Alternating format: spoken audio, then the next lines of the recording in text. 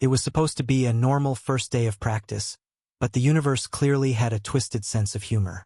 Because the last thing I ever wanted was to be stuck with an alpha. And not just any alpha. This one had a smirk that looked like it was carved out of arrogance itself. I hated him on sight. Maybe because he reminded me of every reason I had sworn to never trust alphas again. Or maybe because a part of me, the part one tried so hard to bury, noticed the way his gaze lingered on me, sharp, steady, almost like he could see right through my carefully built walls.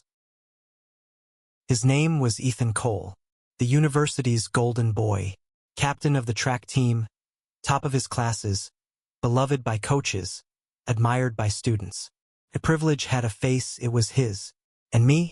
I was just Noah Bennett, a sophomore who wanted to stay invisible, who wanted to keep my distance from every alpha who thought the world belonged to them. But fate, or maybe just administrative incompetence, had other plans. "Bennett?" Coach Thompson barked, clipboard in hand, his tone carrying that no-nonsense grit only 50 years in athletics could give a man. "You'll be training under Cole for the semester." The whistle around my neck felt like a noose. My heart dropped. "You've got to be kidding me," I muttered under my breath, but not quietly enough. Ethan's smirk widened, like the universe had just handed him front-row tickets to my misery. "Problem, Bennett?" he asked, voice smooth, too smooth, like honey laced with poison. I glared at him. "Yeah, you." The silence that followed was heavy, stretching across the field. Some of the other students shifted uncomfortably, whispering. Nobody ever talked back to Ethan Cole. Nobody except me, apparently. Coach Thompson sighed, like he was already tired of our dynamic. "You'll deal with it, both of you. And if either of you can't handle it, you can explain to the dean why you're wasting scholarship money." That shut me up. I couldn't lose this scholarship. College was my only way out. My only chance at a future that didn't involve being trapped in the expectations my family had suffocated me with. So I bit my tongue, even though everything inside me screamed to walk away.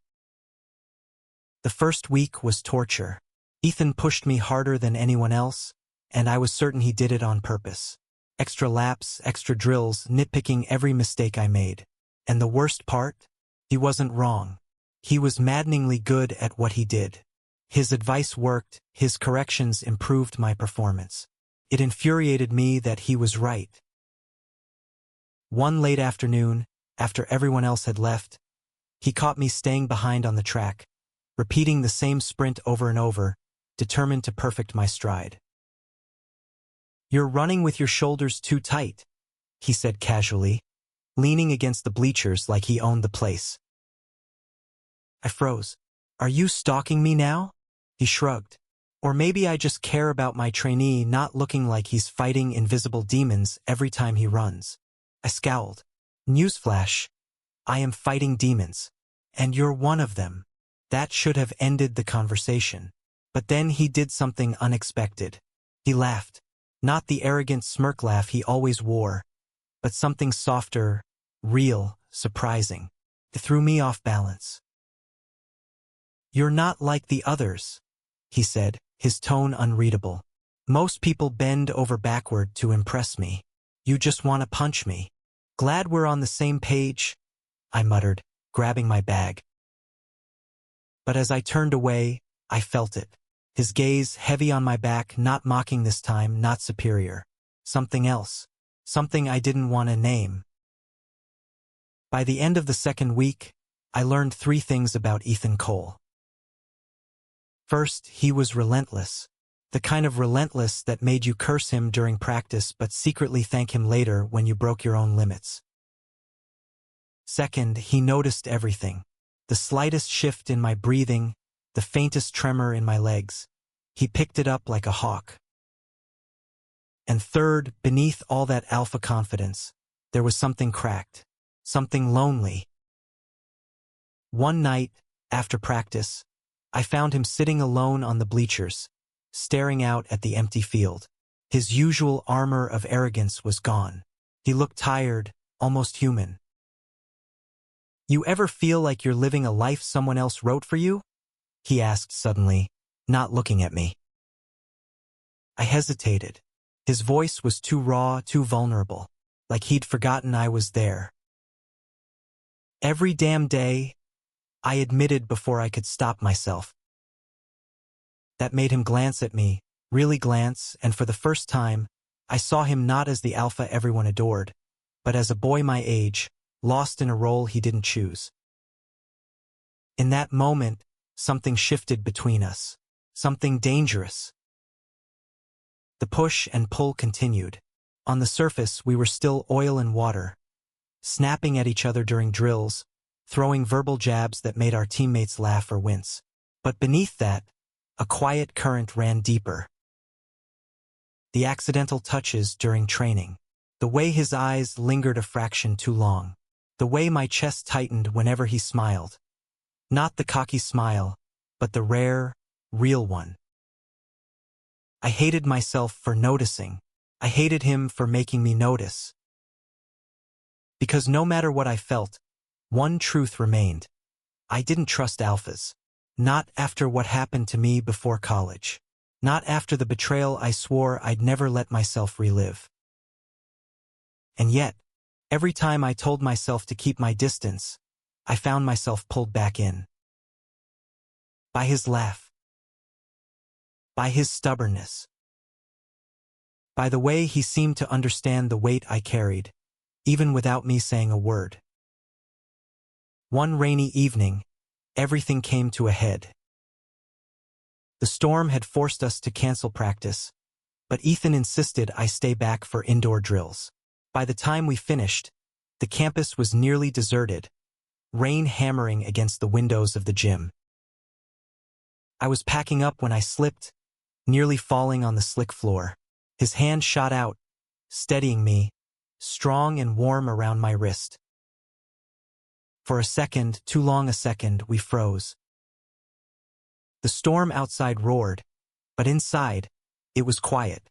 Just his breath, my breath, the thundering of my heart.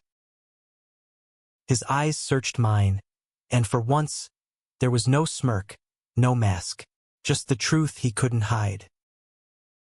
And God help me, I wanted to close the distance between us.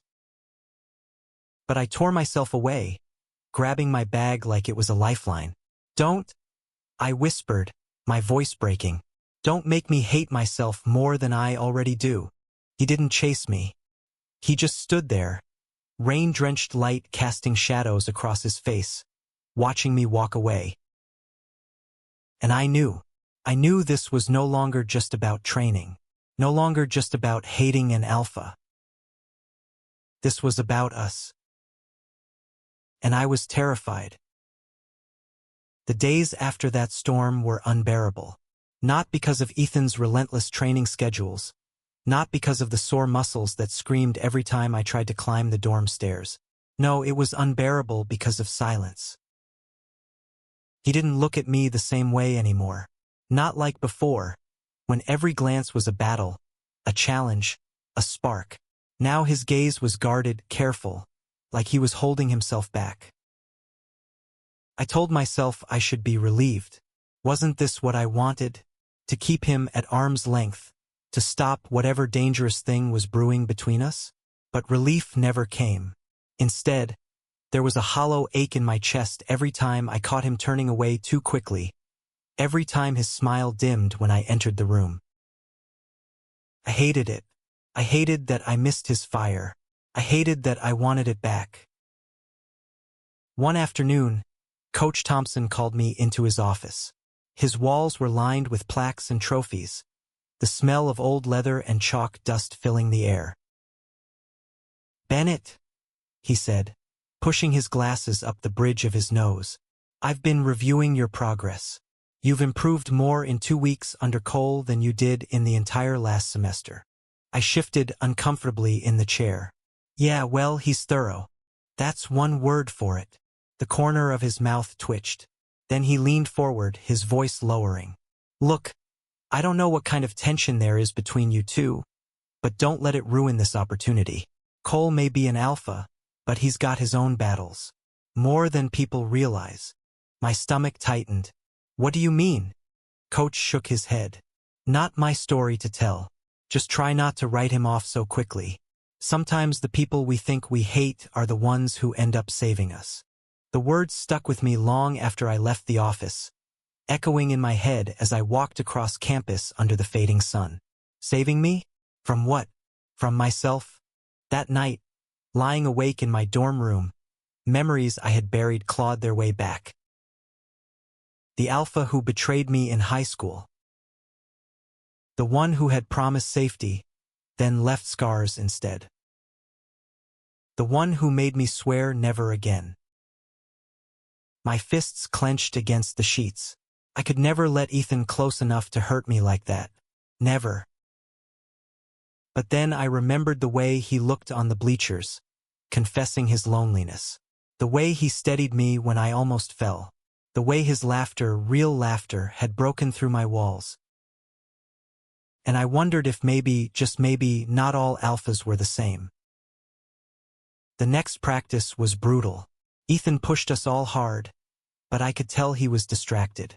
His commands were sharp, but his eyes kept wandering distant. During a water break, I finally cornered him by the fence. "What's your deal lately?" I demanded. "You've been acting like a robot." He raised a brow, the smirk flickering back into place like a mask he was desperate to wear. "Maybe I just got tired of babysitting you." I stepped closer, my voice low. "Cut the crap, Ethan. What's going on?" For a moment, something cracked in his expression. Then he shook his head, brushing past me. "Not your problem, Bennett." But the thing was, it felt like my problem now. I hated that it did. The breaking point came 2 nights later. I was studying in the library when I spotted him outside through the rain-streaked window. He was standing under the lamppost, soaked, shoulders hunched like the weight of the world was crushing him. Something inside me snapped. I shoved my books into my bag and ran out into the storm. "What the hell are you doing out here?" I shouted over the rain. He looked up, startled. His eyes were bloodshot, his jaw tight. "Go back inside, Noah." "No," I stepped closer, rain plastering my hoodie to my skin. "Not until you tell me what's wrong." He laughed bitterly, running a hand through his drenched hair. "You really want to know? Fine. My dad's in the hospital again. Heart problems. And guess what? While everyone's busy worshiping me as the perfect alpha, I'm scared out of my mind that I'm going to lose him." The words hit me like a punch.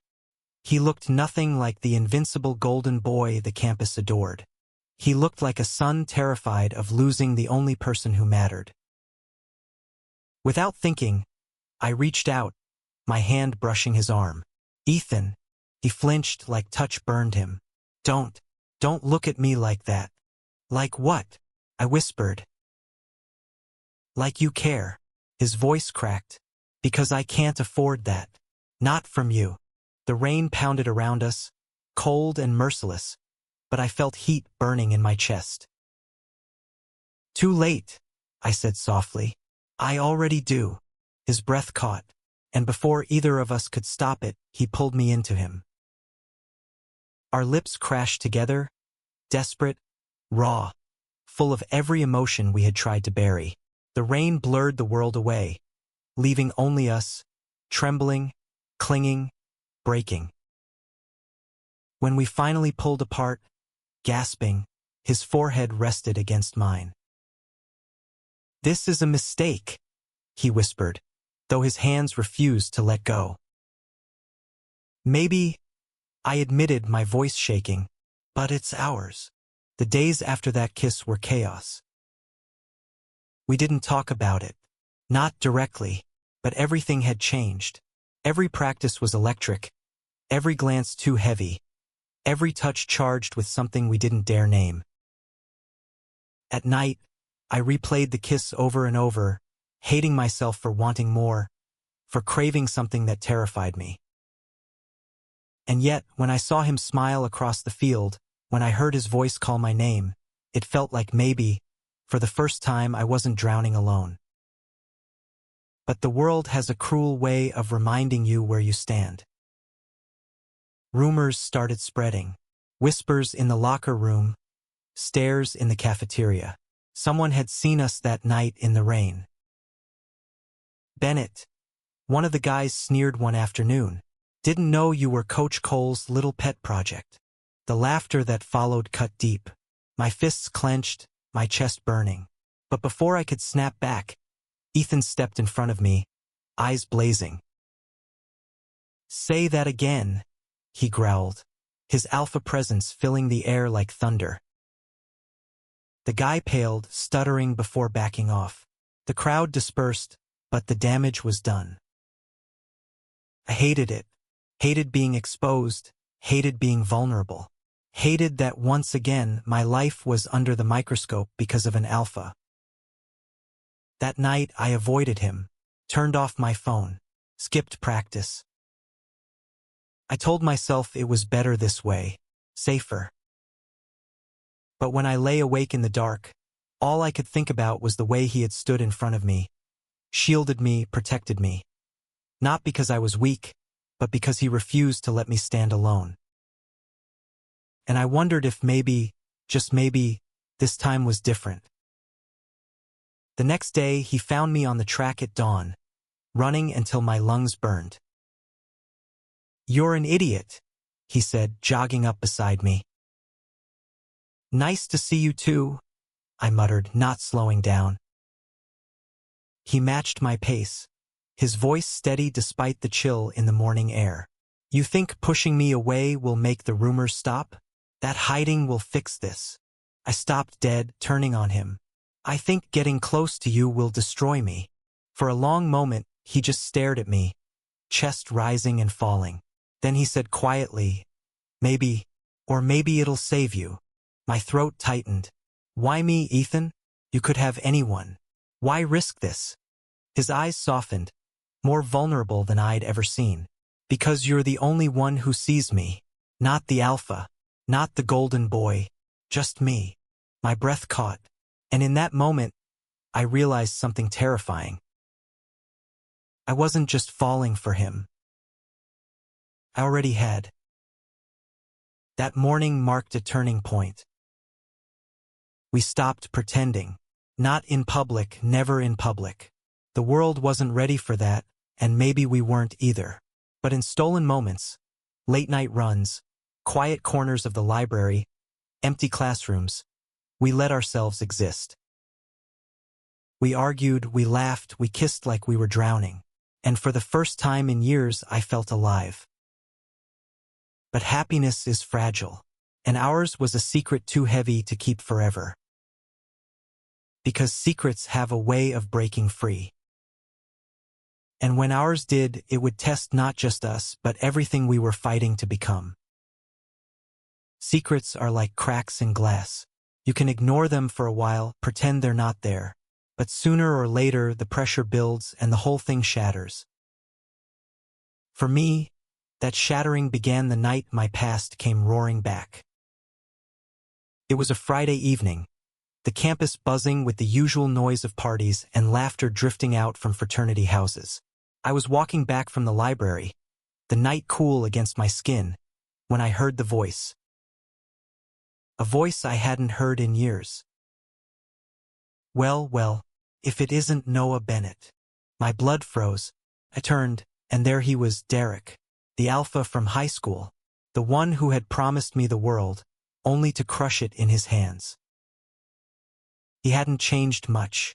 Still tall, still smug, still carrying that cruel glint in his eyes that once made me feel small.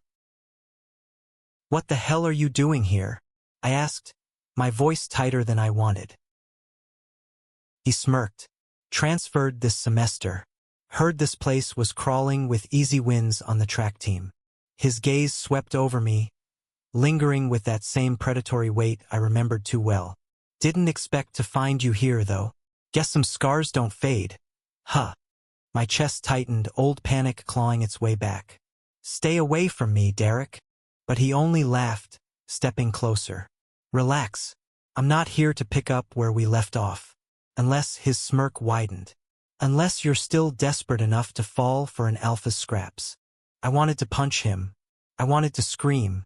But my body locked, memories crashing over me like waves, choking me. And then, Noah! Ethan's voice cut through the night like a blade.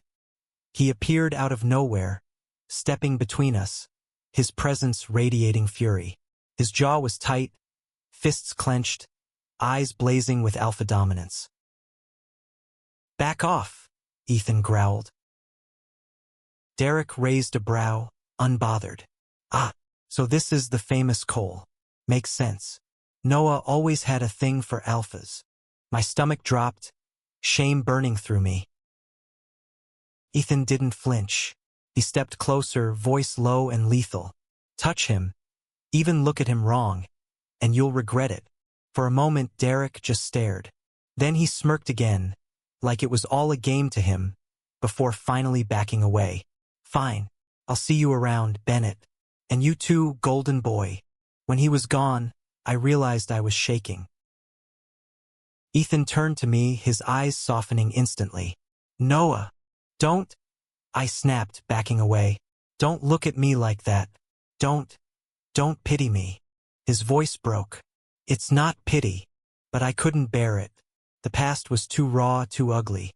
And now, thanks to Derek's venom, the truth I had hidden so carefully was slipping into the open." I ran. The next day, I avoided him. Again. But Ethan wasn't the kind of person you could avoid for long. By evening, he found me in the music room, one of the few places on campus where I could breathe. He didn't knock, just stepped in, closed the door behind him, and leaned against it. "Noah, we need to talk." I kept my eyes on the piano keys, fingers trembling.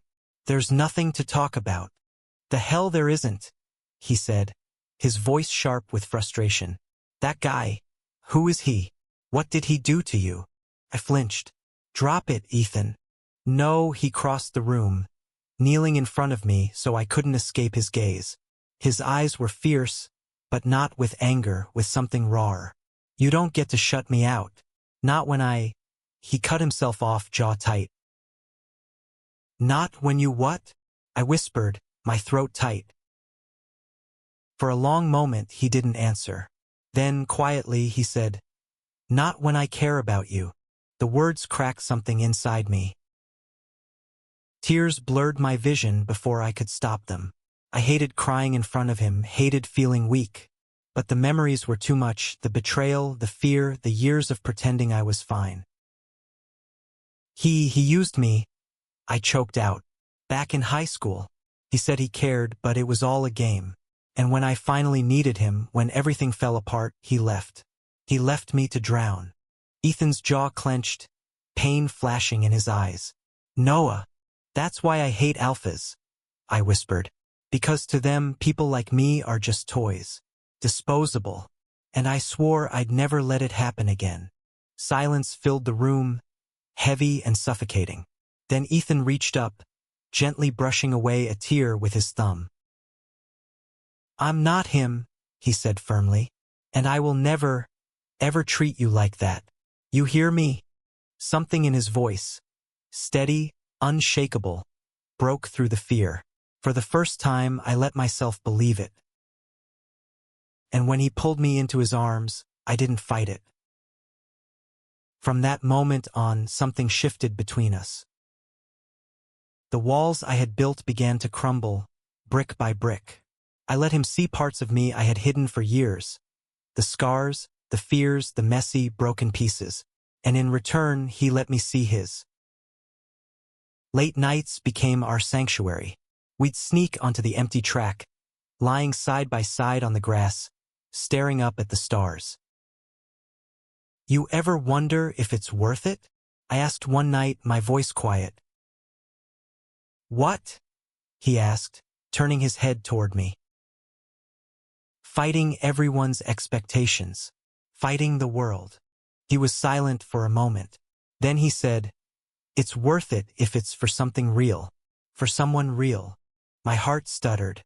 I wanted to ask if he meant me, but I was too afraid of the answer. Instead, I let the silence stretch, our hands brushing in the grass, the space between us heavy with words we weren't ready to say. But happiness, as always, was short-lived. 2 weeks later, everything exploded. It started with a photo. Someone had snapped a picture of us leaving the music room late at night, too close, too familiar. By morning, it was plastered across social media, the caption dripping with venom. Golden Boy Cole finally shows his true colors. The comments were ruthless, some mocking, some cruel, some simply shocked. By lunch, the entire campus was buzzing. Whispers followed me everywhere. Stares burned into my skin. And worst of all, I knew Ethan was taking the brunt of it. He tried to brush it off, acting like he didn't care, but I saw the tension in his shoulders, the tightness in his jaw. And when the university board summoned him for a discussion about conduct, I knew this wasn't just gossip anymore. This was dangerous. For both of us. That night, I found him sitting on the bleachers, staring at the empty field. "They want me to step down," he said quietly, his voice flat. "From the captaincy, from coaching, everything." My stomach twisted. "Because of me." He turned to me sharply. "No, don't you dare blame yourself. This is on them, not you. But if we hadn't, my voice cracked. He stood, pulling me up with him. His hands gripped my shoulders, firm, grounding. "Noah, listen to me. I don't regret this. Not for a second. If the cost of being with you is losing everything else, then so be it." Tears stung my eyes. "You can't mean that." "I do." His gaze burned into mine, fierce and unwavering. "Because you're the only thing that feels real in this entire damn world. And I'm not letting go." I broke then, not from fear, but from the sheer force of what I felt for him. And when I kissed him under the floodlights of the empty field, it wasn't desperation anymore.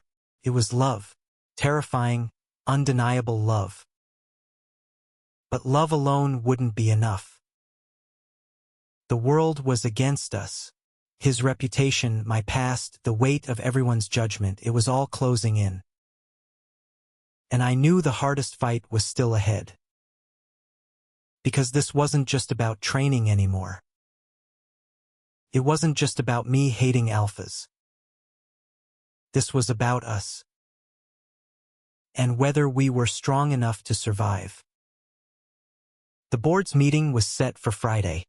Until then, Ethan walked around campus like a storm contained in human skin. He held his head high, but I saw the cracks. The sleepless eyes, the clenched fists, the way he forced himself to pretend nothing was wrong. Everyone was watching us.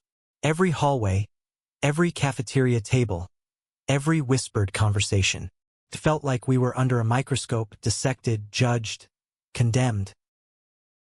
I thought I could handle it. I told myself I was used to being on the outside, used to whispers, used to hiding. But seeing him take the blows meant for me, it gutted me. And worse, the guilt ate me alive. 2 nights before the board hearing, I found him pacing outside the dorms, his hair messy, his jaw shadowed with stubble. He looked like he hadn't slept in days. "You're going to wear a hole in the ground," I said softly. He froze when he saw me. For a moment, the tension in his shoulders eased. But then he looked away. "You should be inside. People are already talking enough. Let them talk." I stepped closer. "Ethan, this isn't just your fight." He finally looked at me, his eyes sharp with frustration. "Yes, it is. You don't get it, Noah. If I lose this, it's not just a title. It's my scholarship, my chance at nationals, my future, everything I've worked for since I was a kid." My chest tightened. "And you'd throw that away for me?" "Yes," he said without hesitation, his voice fierce. "In a heartbeat." The certainty in his voice made my breath hitch. But it also terrified me, because if he fell, if he lost everything, what would he have left? I shook my head, tears burning in my eyes. I can't let you do that. He stepped forward, gripping my face in his hands, his touch trembling. Noah, you don't get to decide what I can't do. You're not a burden. You're not a mistake. You're the only thing that makes this worth fighting. His words broke me. I pressed my forehead against his, my voice barely a whisper. I'm so scared. So am I, he admitted. But I'd rather be scared with you than safe without you. The day of the board hearing, campus felt suffocating. Whispers turned to stares. Stares turned to silence when I walked by. I didn't go with Ethan to the meeting. He told me not to, said he needed me to stay out of it to protect myself. But every minute that ticked by felt like torture. When he finally came out, hours later, I was waiting by the gym steps. His face gave nothing away. Well? I asked, my voice shaky. He let out a breath, running a hand through his hair. They suspended me from coaching, from leading the team. They said I can stay on as a runner, but it's not the same. My heart sank. Ethan. He forced a smile, but it didn't reach his eyes. It's fine.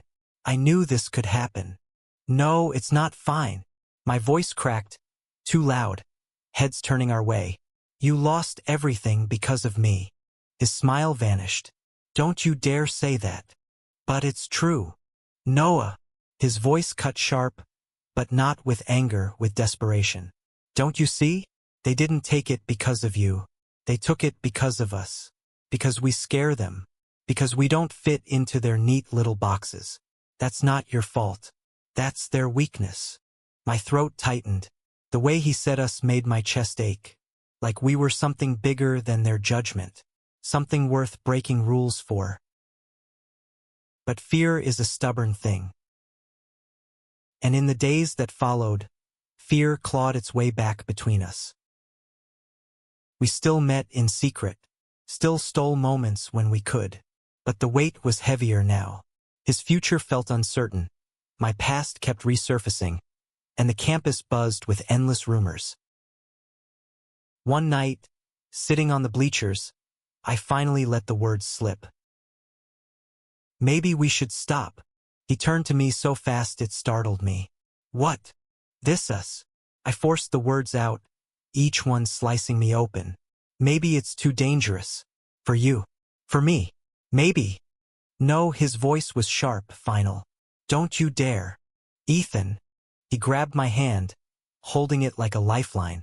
Do you think I care what they say? Do you think I care if I lose every title, every scholarship? None of that means anything if I lose you. Tears blurred my vision. Why me? Why risk everything for me? His eyes softened, his voice breaking. Because you're the only one who makes me feel like I'm enough. Not as an alpha. Not as some perfect golden boy. Just me. My heart shattered. Because I wanted to believe him so badly. And deep down I did. But believing didn't erase the fear. Things came to a head during a practice session a week later.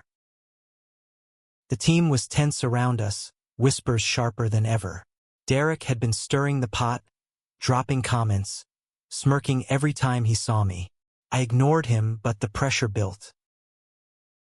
And then, during sprints, one of the guys muttered just loud enough. No wonder Bennett's improving. Sleeping with the coach has its perks. I snapped. I spun on him, fists clenched, anger boiling over. But before I could lash out, Ethan was there, shoving the guy back. Say that again? Ethan growled, his alpha presence filling the air like fire. The guy backed off, but the damage was done. The entire team had seen.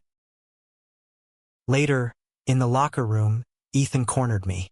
You can't let them get to you. My chest burned. You think I care what they say about me? I can handle it. But you, every insult, every rumor. It's killing your future. And I can't stand watching that. He slammed his locker shut, turning on me. So what? You'd rather I let them destroy you? You'd rather I stand by while they rip you apart. I'd rather you didn't throw your life away for me, I shouted, my voice breaking. The silence that followed was sharp, painful. We just stared at each other, both breathing hard, both on the edge of something neither of us wanted to name. Finally, his voice dropped, quiet but fierce. You're not a burden, Noah. Stop trying to convince me you are. And then he walked away, leaving me trembling in the silence. That night I couldn't sleep. His words replayed in my head over and over, colliding with Derek's smirk, the board's judgment, the whispers on campus. Part of me wanted to run, to end it before it destroyed us both. But another part, louder, stronger, wanted to fight. Because maybe, just maybe, what we had was worth the risk. The breaking point came sooner than I expected.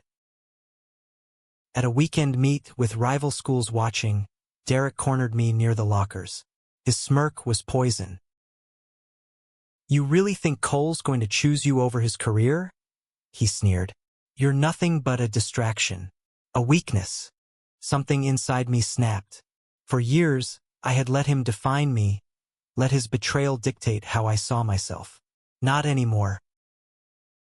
I straightened, meeting his gaze head-on. You're wrong. I'm not weak. And I'm not yours to break anymore. His smirk faltered. Before he could respond, Ethan appeared, standing tall beside me, his presence radiating protectiveness. Stay the hell away from him, Ethan said, his voice low and dangerous. For the first time, Derek backed down without a word. And for the first time, I realized I wasn't fighting this battle alone.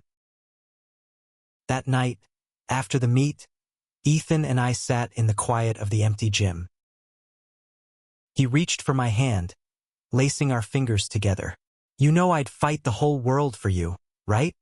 I looked at him, my chest aching with everything I couldn't say. I know, but maybe we don't have to fight alone. His brow furrowed. What do you mean? I took a deep breath, my voice steady. Maybe it's time we stop hiding. Stop letting them control the story. If they're going to judge us, let them judge us for the truth, not whispers. His eyes widened. You're saying? I nodded, my heart racing. I'm tired of being afraid. If we're going to fall, let's fall together. For a long moment, he just stared at me, like he couldn't believe the words had come out of my mouth. Then he smiled, a real, raw smile that made my chest ache. God, Noah, you're braver than you think. And when he kissed me, I knew. This wasn't just a mistake. This wasn't just defiance. This was love. And for the first time, I was ready to fight for it. The decision to stop hiding was like stepping off a cliff. Terrifying, liberating, irreversible. Word spread fast. We didn't make an announcement, not exactly, but when Ethan held my hand as we walked across the quad on Monday morning, the whole campus saw. Heads turned. Conversations stopped mid-sentence. Phones snapped pictures. I thought I would crumble under the weight of it. My heart pounded so loud it drowned out everything else. But then Ethan squeezed my hand, steady and sure, and whispered, "Eyes on me." So I did. And suddenly, the stares didn't matter as much. Of course, the fallout came quick. Some students cheered, even clapped. Others scowled. Whispers turned to outright comments. By the end of the day, the student forum was on fire. Support, hate, confusion, it was all there in black and white. That night, Ethan and I sat together on his dorm bed, scrolling through the endless threads. Look at this, he muttered, reading aloud. Finally, someone's brave enough to show the world alphas don't have to be the stereotype. He smirked, but I could see the tension in his jaw. I scrolled past another comment. And this one, bet he won't last the season. Weak link dragging him down. My chest tightened. Maybe this was a mistake. Ethan pulled the phone from my hand, tossing it aside. No, no more calling us mistakes. Not from them, not from you. He cupped my face, his thumb brushing my cheek. They don't get to define us. We do. His words lodged deep in my chest, an anchor against the storm. 2 days later, the athletic board called Ethan back in. We both knew it wasn't going to be good. I waited outside the office, knees bouncing, palms sweaty. When he finally emerged, his face was a mask I couldn't read. Well, I asked, barely breathing.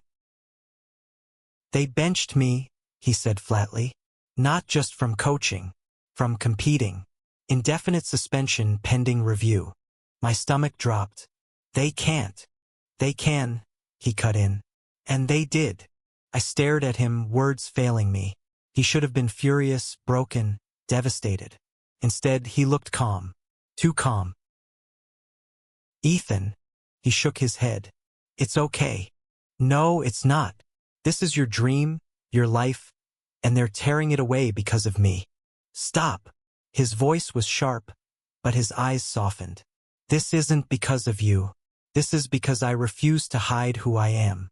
I'd rather lose everything than lose us. The dam inside me cracked. Tears spilled down my cheeks. I don't deserve you. He pulled me into his arms, holding me so tight I could barely breathe. You deserve the world, Noah, and I'm going to give it to you, even if I have to burn everything else down. In that moment, I knew he meant every word. News traveled fast. By the end of the week, the university was buzzing. Ethan's suspension became headline gossip, sparking debates on fairness, equality, and the archaic rules around alpha-omega relationships. Professors whispered support. Some teammates offered quiet solidarity, but others, especially Derek, looked smug, like they'd won. One afternoon, Derek cornered me near the library. Congratulations, he sneered. You ruined him, just like you ruin everything you touch. I froze, his words like acid. But before I could respond, Ethan appeared, stepping between us. Funny, Ethan said coldly. I don't feel ruined. In fact, I've never been stronger. Derek's smirk faltered. Ethan leaned in, his voice low and sharp. You spent years tearing him down because you were too much of a coward to love him out loud. That's on you. Not him. Derek's jaw clenched, but he had no comeback. He turned and walked away, and for the first time I saw him small, powerless. I looked at Ethan, my chest tight with gratitude. You didn't have to. Yes, he interrupted. I did. And I realized then, Ethan wasn't just fighting for me. He was fighting for us. The final blow came when Nationals announced Ethan's removal from the roster. The dream he had chased for years, gone. He told me that night, sitting on the bleachers where it had all started. The sky was dark, the stadium lights casting long shadows. I should be angry, he admitted. I should be broken, but all I feel is free. Free, I whispered. He nodded. For so long, everything I did was about proving myself, being the best alpha, living up to everyone's expectations. But none of it made me feel alive. You do. With you, I finally know who I am. And that's worth more than any medal. Tears blurred my vision. Ethan, he smiled, soft and real. I don't know what the future looks like, but I know I want it with you. I broke then, leaning into him, kissing him like the world had already ended. Because in a way it had. The old world, the old rules, it was gone. And maybe that was okay.